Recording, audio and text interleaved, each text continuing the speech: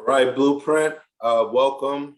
You have a very special guest today, Miss Ariana Smith. We'll be introing her in a minute.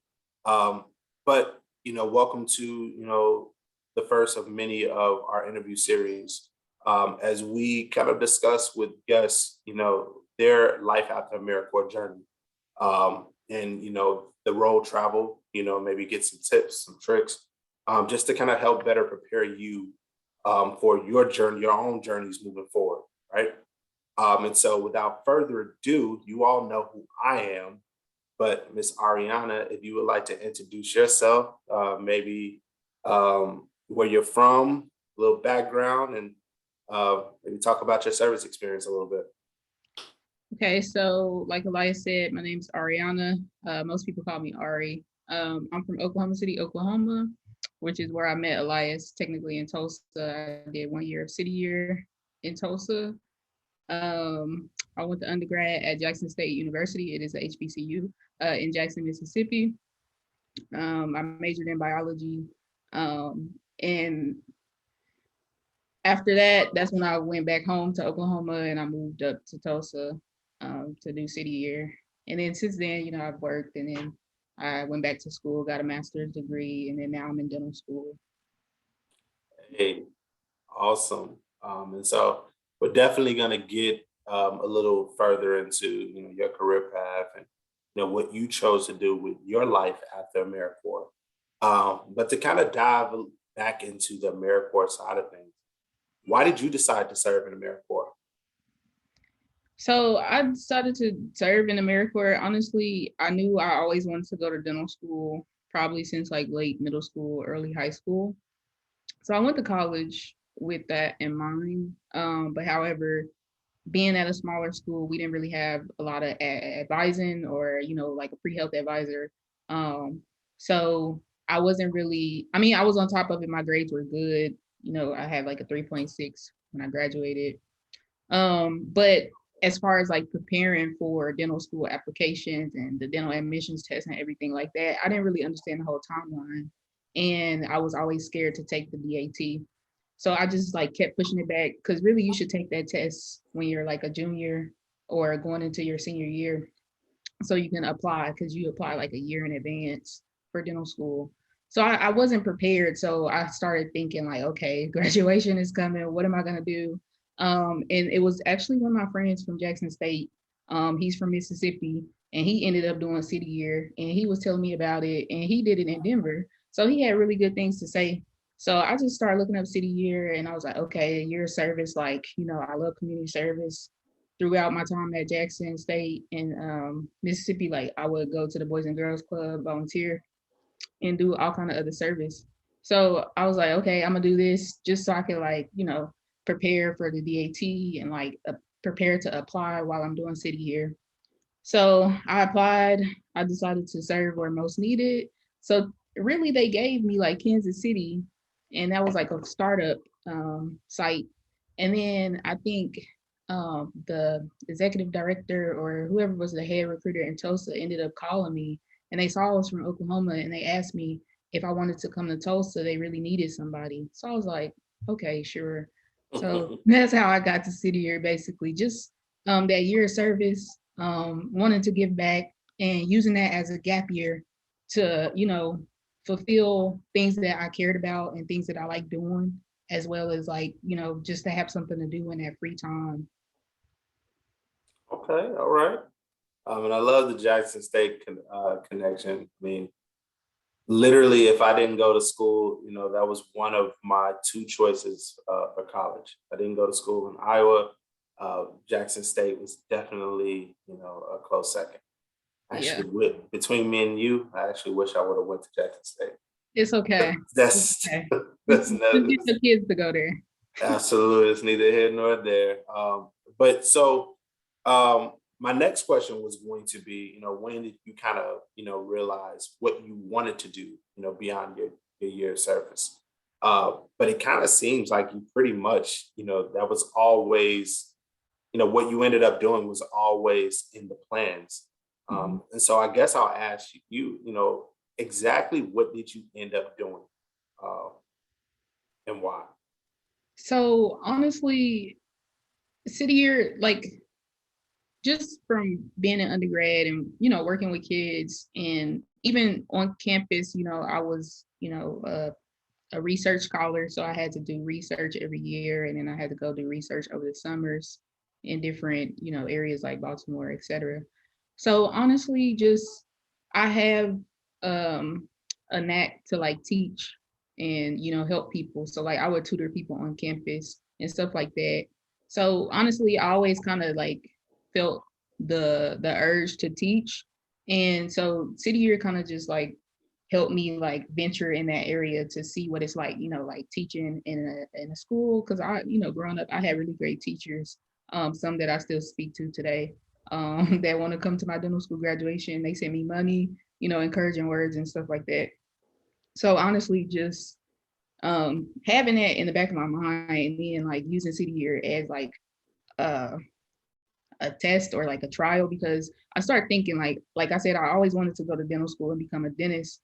But one of the main reasons I want to be a dentist is to give back and to, lift as I climb and get people to go into dentistry, because I had a great general dentist as a kid and, he really sparked my interest in it. So I want to do, I want to teach as well. Like once I graduate and work, I want to go back and teach at a dental school because I love dentistry and I love teaching. So I think that's really like the two have kind of intertwined, and City Year has definitely taught me a lot of skills that I still use today, or just AmeriCorps in general. It's actually one of our deans at my school. He's a AmeriCorps alum. He did the Peace Corps, and he talks about it all the time. Like he was a very non-traditional student. He didn't go to college straight out of high school. I think he actually joined the military, and then he did Peace Corps, and then he went back to college as like a 30 or 40-year-old man. And then Mm. he just worked his way up, and now he's like a dean of the school. So Oh, that's amazing. That's absolutely uh, incredible. There are multiple paths towards, ultimately your path to success. And I I'm think sorry, that's the. I forgot. I was supposed to say like exactly what I did between City Year and now. My bad. Mhm. So I graduated from City Year, um, and then um, I moved back home to Oklahoma City, and I was studying for the DAT, just because City Year we had long days and long hours, so like I really didn't have energy to study and prepare as well for the exam. So once I left City Year, I moved back home and I studied over the summer. I took the DAT. I didn't do as well as I wanted to, and then I started working just because you apply to dental school a year in advance. So I decided to just start working and fast forward. So I did that for a year. And then the next summer was rolling around and I still like was trying to get my DAT score up. So I was studying again. I did a summer program at the University of Missouri, Kansas City Dental School. So I did that. So this is now summer 2017. So I'm in this summer program and I'm still working. My job let me take time off to go to this summer program. It was kind of like a hybrid thing. So I was there, and at that point, I was back in dentistry. Like, granted, I had been working at an office in the city, but like I was back into that realm of like motivation and like getting into dental school.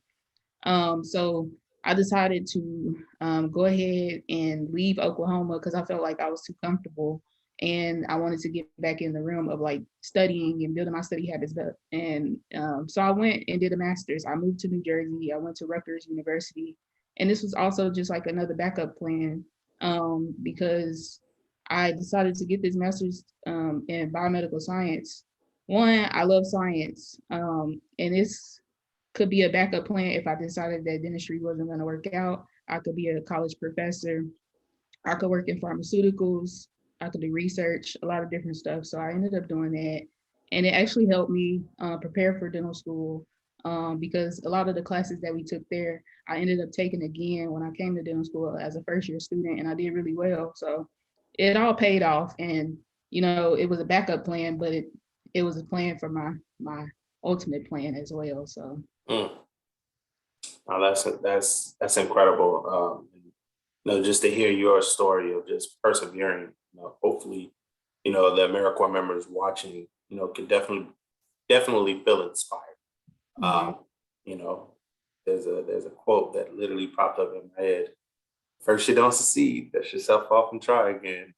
Right. Shout out And to Aaliyah. a lot of people don't understand, or a lot of people don't see the end goal, or see like the journey as possible, or like they just don't understand, because a lot of people around me, or like my family, for example, like nobody has ever done this. So it's literally like me figuring it all out. And, they like, oh, why you got to do all that? Like, why you got to go do this? Why you got to do that? Like, why you got to move so far away, or, whatever.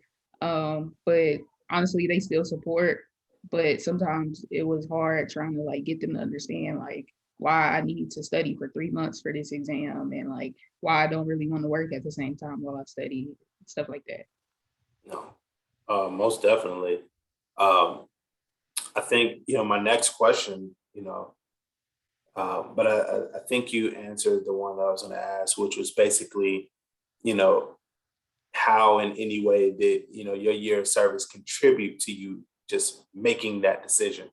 But you kind of spoke to that through, just the kind of marriage between, being interested in just teaching, and, how that kind of drove your passion to want to pull, young people up as you go up. I thought that Mhm. was a very beautiful way of, just kind of explaining that, right? Um, and so I think, we can kind of, close things out with, um, last but certainly not least, is there any sort of, advice that you would give an AmeriCorps member beginning their life after AmeriCorps planning, moving forward? I would say, honestly, if you have like something, a goal, or something that you've always wanted to do, just stick with it. Find mentors to help you, to talk to. Find somebody that is in the position that you want to be in, and put your pride to the side and reach out to them and ask them questions. No question is a dumb question.